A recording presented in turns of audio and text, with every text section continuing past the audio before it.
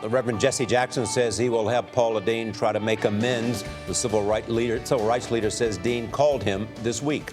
Deen is facing more fallout after admitting using a racial slur in the past. Caesars Entertainment, Walmart, and Home Depot are the latest companies to part ways. The celebrity cook stands to lose millions of dollars. Abby Klassen is the editor of Ad Age. Abby, good morning. Good morning.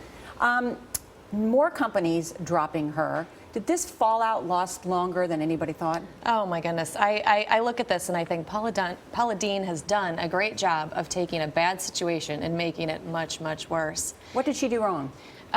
Here we are in a second week of this news cycle. I think Paula's problem, it started with her saying things she shouldn't have said, clearly. But then when the news broke about that, she should have had the number one lesson of crisis PR is come out right away. Say what you said, be contrite, and let the news cycle move on. And instead, here we are in a second week. She scheduled interviews, canceled media interviews, put out these YouTube videos that didn't seem sincere. They just weren't well received. And I think by dragging it on, it gave these big companies an opening to drop her. And I will say, there is a line in the sand when it comes to corporate America and racism. That is something that big companies just will not tolerate. So she's lost lots of money. She's lost lots of money. Mostly the big companies That's have been right. supporting That's her. right. Some smaller ones have stayed. Some of the smaller ones have stuck with her, and I think what it comes down to is how significant is the endorser to the brand.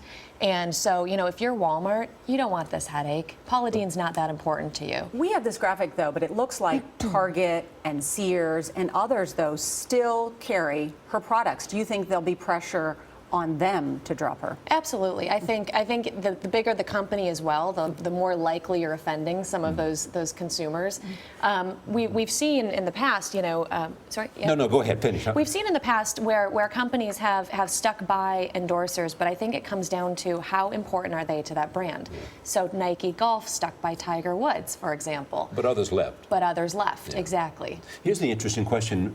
As you said, corporate America and racism, they quickly take action if there's evidence of racism or someone said something that they should not have said. Do you believe in this case, notwithstanding that, if she had been contrite at the beginning, she could have survived this and kept her sponsors? I don't think she could have kept everybody, but I do think she would be weathering it much better than she did today.